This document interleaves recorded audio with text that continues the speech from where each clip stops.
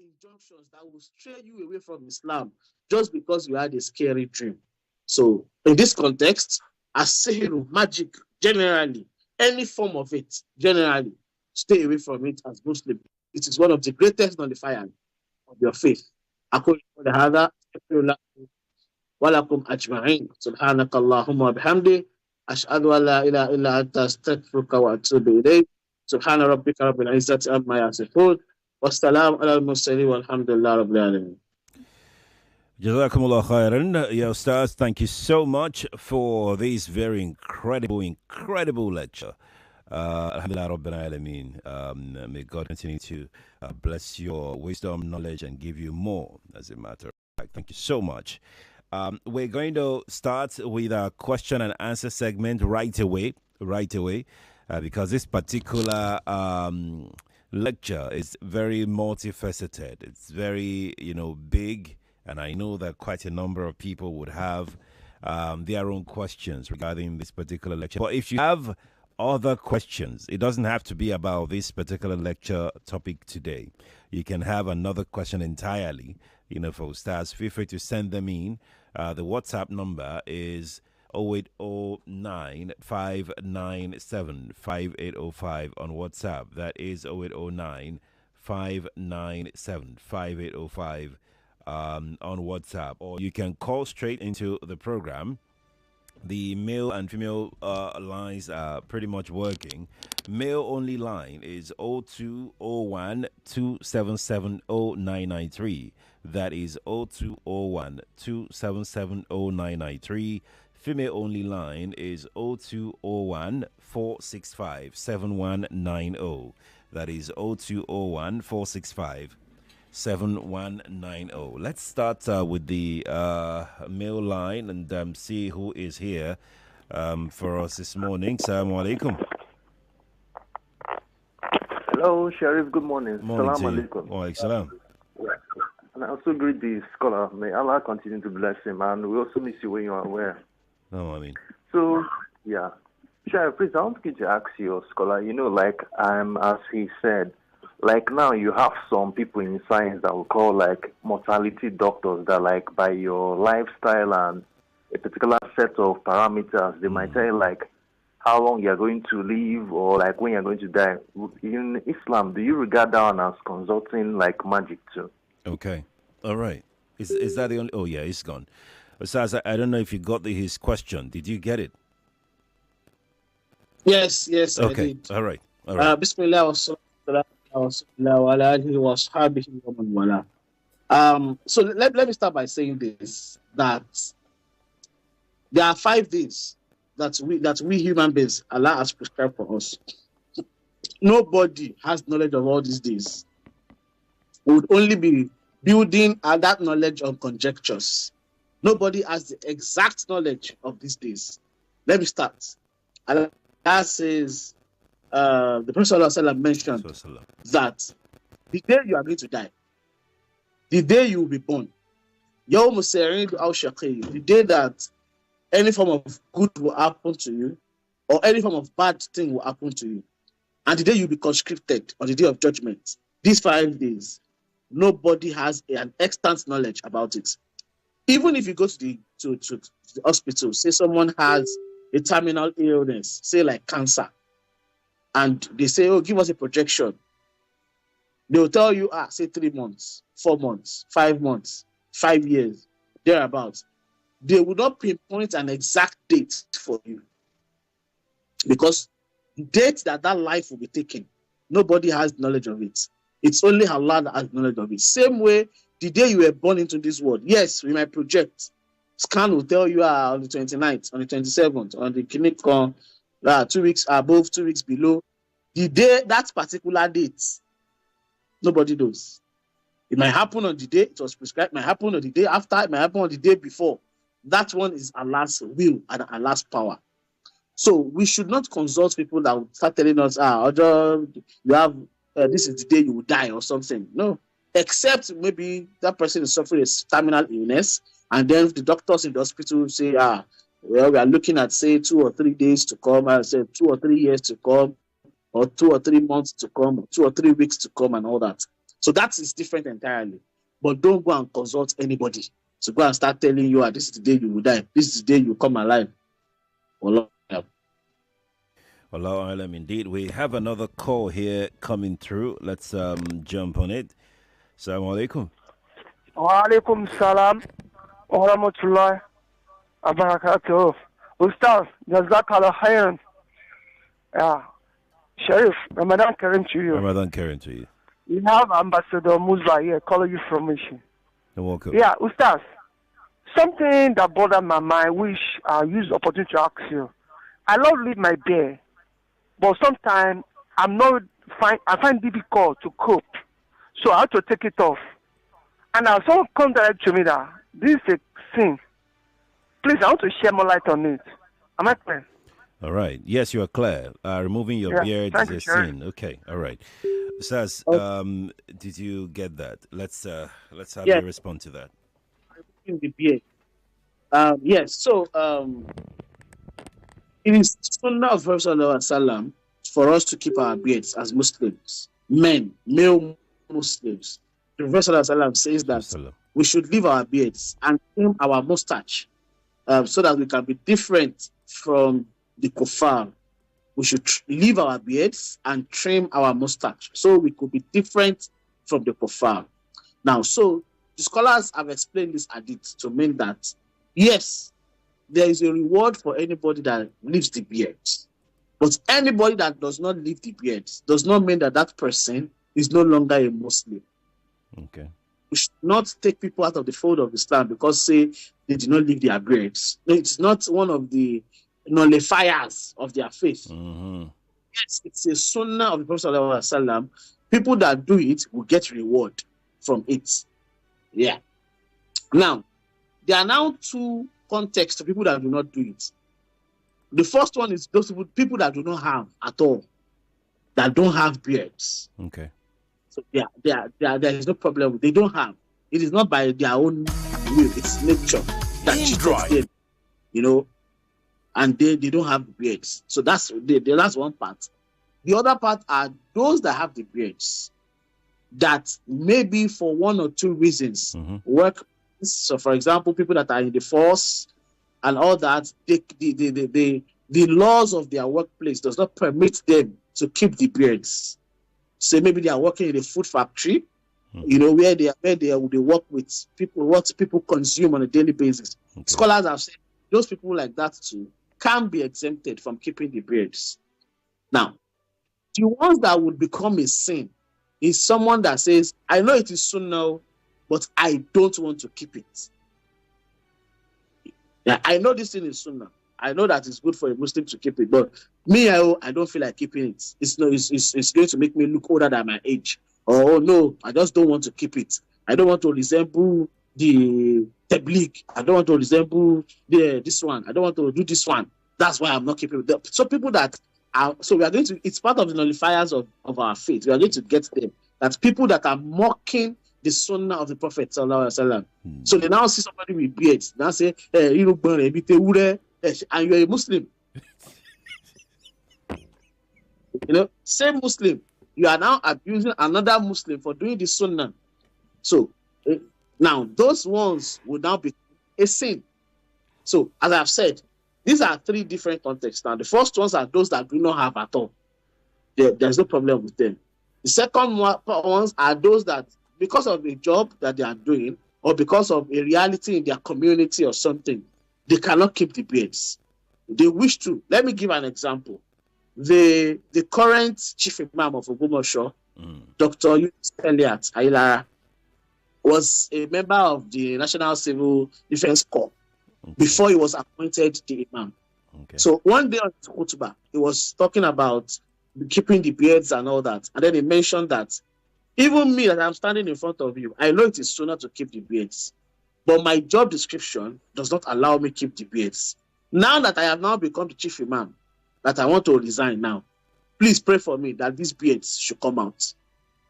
So about some months afterwards, he now reiterated, you know, he had started growing, the beards had started growing. He now said, you people, I told you to pray for me that I want my beards to grow. You can now see that it is growing small. This is to show you that I am leading by example.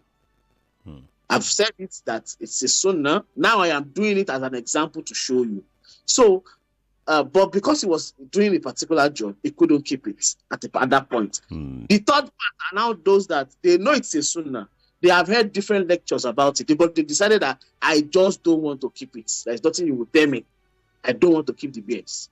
And they now grow into mocking even those that are keeping it. Just like those women that you are not using the hijab, you are not using the kimar, you are not using the niqab, you are now still laughing at those that use it, mocking them for following the sunnah. That one is now the sin out of it. Wallahu alam. Allahu Alam. Ustaz, a quick follow-up to that question. So how about those who don't want to keep the beards, but then they are not mocking anybody? They just don't want to keep the beards. They just don't want beards. But they are not mocking anybody. They're just on their own. Are those ones committing sin as well? No, so that's what I said. Except you are mocking the religion. You are not committing sin. Okay. So it might be your decision, but mocking is where you now transgress. That's where you now commit the sin. Or saying that, no, nothing you people will say. I don't want to keep these beards. I know that it's sunnah. I've heard that it's sunnah. I've read, but I just don't want it.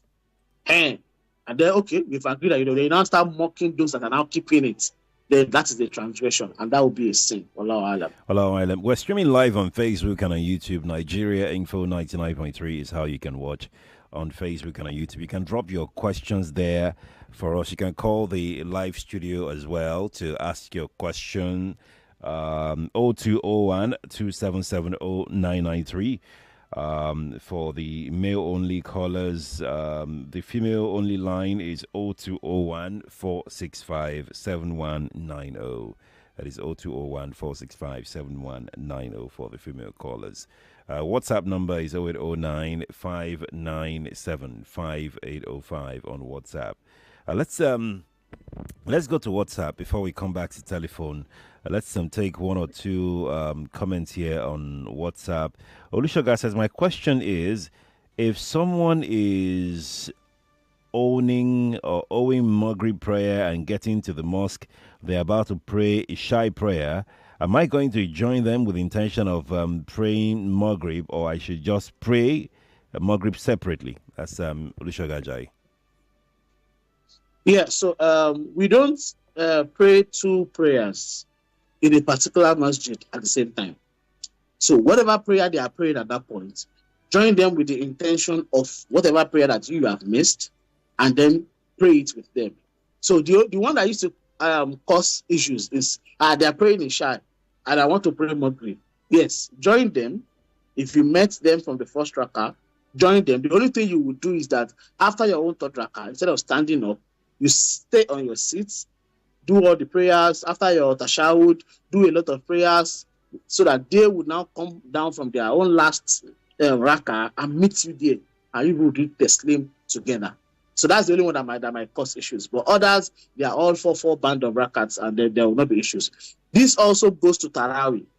You are owing Isha, they are praying Tarawih. There is this act that our fathers used to say, so don't,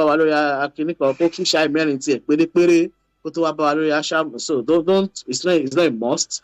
Whilst they are praying Tarawih, you can join them to pray your own Isha, and you join the Imam. After they do when they sit down to do Salama for two, if the Imam is that Imam that pray Tarawih in two rakats. So instead of you doing taslim, you just do the tashahud and wait.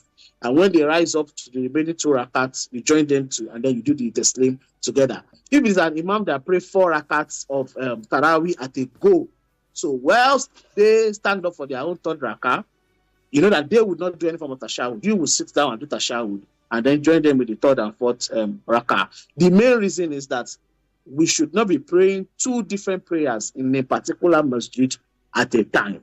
It's one of the basics of Islamic jurisprudence. Wallahu alam. Wallahu alam. Ustaz, let me quickly track back to the topic of this morning,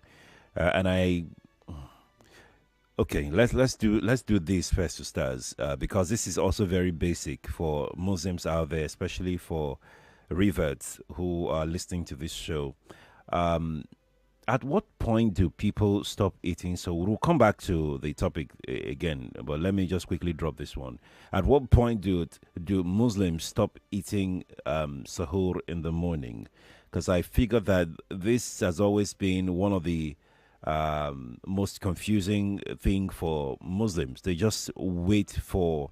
I've heard people that have said, let's wait for the first call to prayer. No, it's the second call to prayer. No, it's this, it's that. I'm going to go and look at this myself. I'm going to what exactly? At what point exactly? And if if there is any technology to help people with this, if you know, can you share? Yeah. So the first things first. The timing for ending of our sahur is, as the Quran describes it, حَتَّى يَتَبَيَّنَ الْخَيْطُ الْأَبْيَضُ مِنَ الْخَيْطِ الْأَسْوَدِ. It's when you are able to take a white thread and a black thread and you take it outside and you're able to decipher that this is white, this is black. That is when your sahur ends. Now, is this possible? In this age that we have a lot of lighting around us and all that, it might necessarily not be possible. So what should we do? There are a lot of applications that help out with this. There's Muslim Pro, there's Athan, Athan. I know that it's available on iOS and Android. I know that Muslim Pro is available on iOS and Android. So, and then there are some other.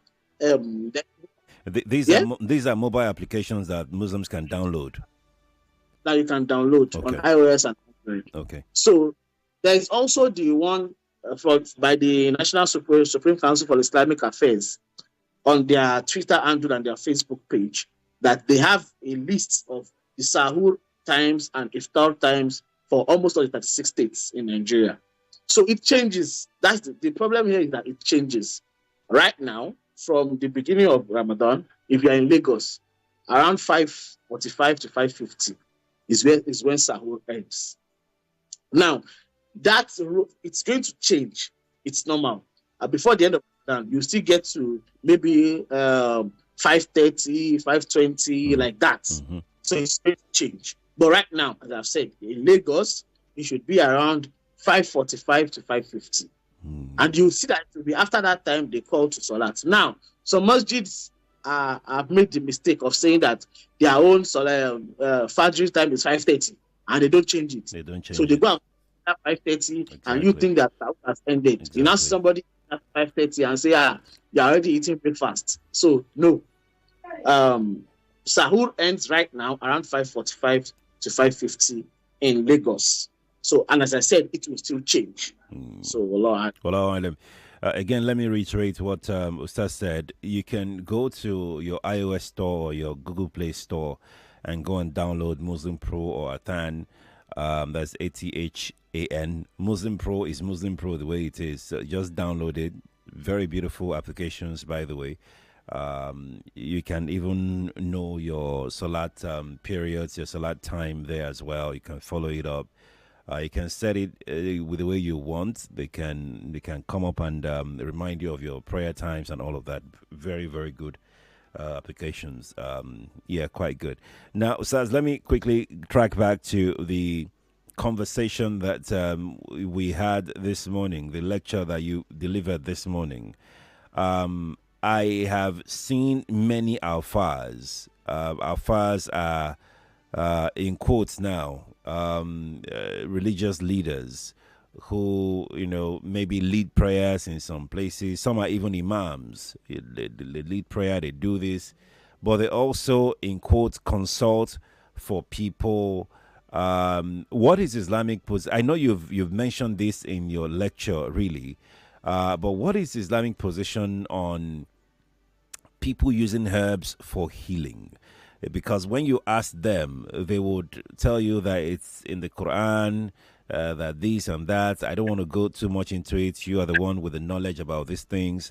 What does Allah say about using herbs for healing? Yeah, so it's two things. There's a difference between tradomedicine and how do I call the other one now? There's a difference between tribal medicine, which is agbo, that okay, I have fever, for example, and they say, take lemongrass, and this one and this one, and make a concoction and then drink it. So to act as a suppressant to whatever it is, maybe the headache, maybe the stomach ache, this is different entirely from afar. I'm not selling markets in my shop. And I'll say, okay, go and take head of cattle, go and bring head of cat, go and do this one. We'll now grind it together, or we'll burn it, and then mix the soap for you. So these are two different things. So a lot of people used to confuse this together. They are not the same thing. I want to do herbs for a particular, for example, infections. Oh, I have a toilet infection, I have skin infection, and somebody says, if you use like we have prophetic medicine too. Prophet used to prescribe medicine for people and say, go and take herbal to sauda, take black seed, or use this particular ginger and this one, to do tea. Use camel urine. Those are prophetic medicine too. So there are medicines like that too. The only difference that I have said is that it's different, not different from Afar. I dreamt that this thing. I say, that's your dream.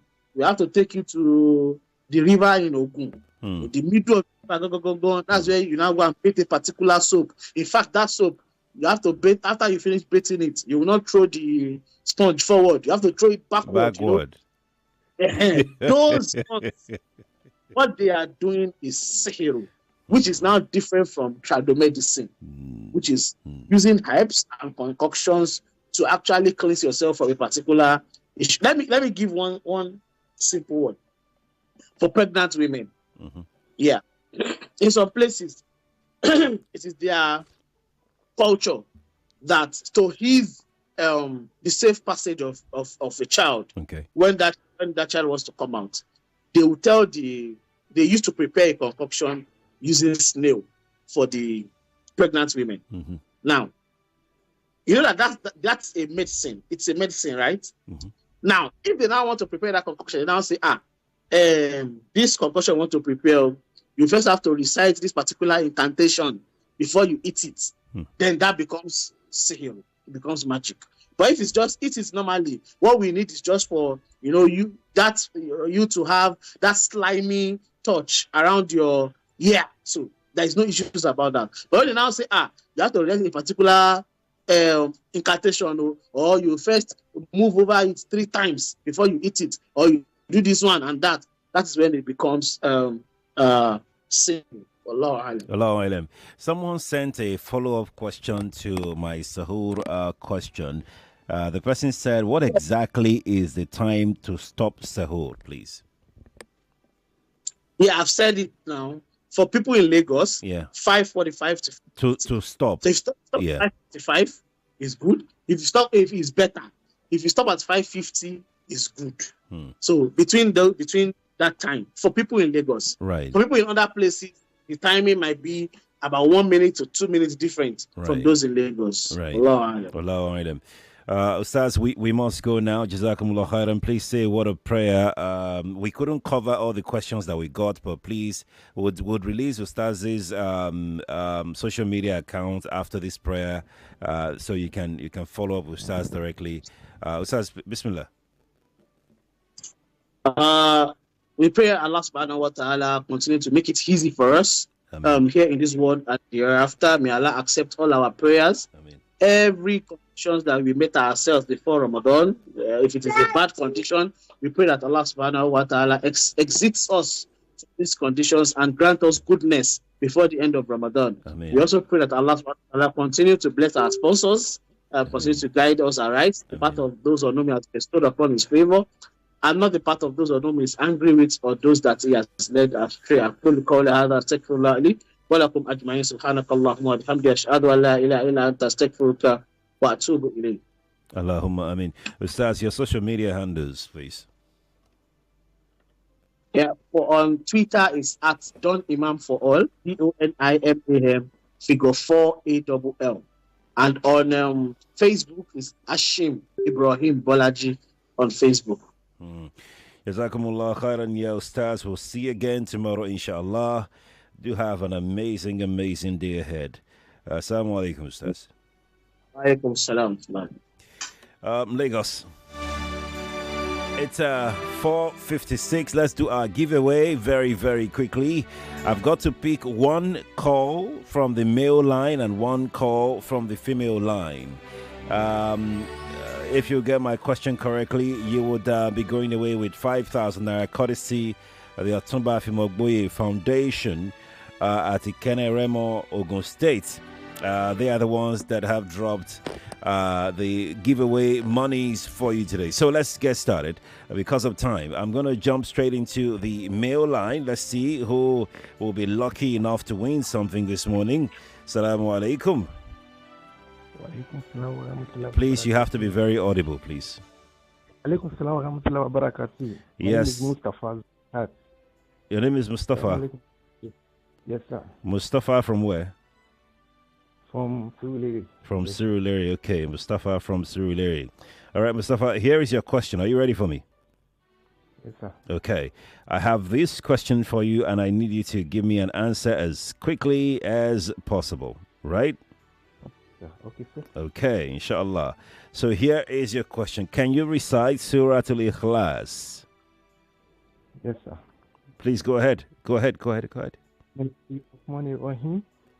Kul huwallahu ahad. Allahu samad. Lam yalid wa lam yulad. Wa lam yakul lahu kufuwan ahad. Takbir, Mustafa. Allahu Akbar. Congratulations to you. You have 5,000 naira. Let me have your telephone number.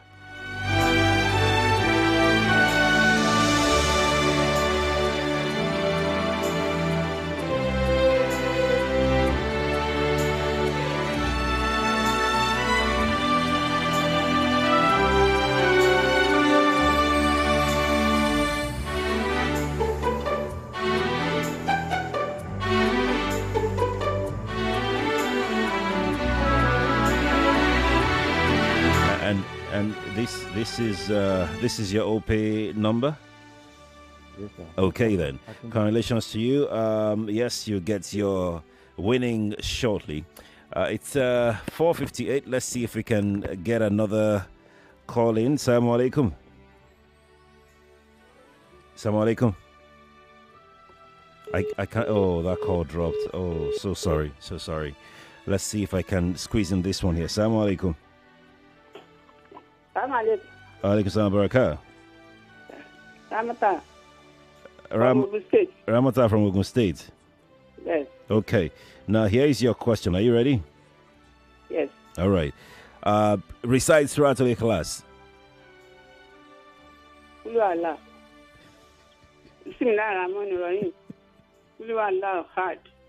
Allahu samad. Lam yalid wa lam yulad. Lam yakul lahu kufuwan ahad. Takbir, Auntie Ramata, takbir. Let me collect your account details very quickly because of time, okay?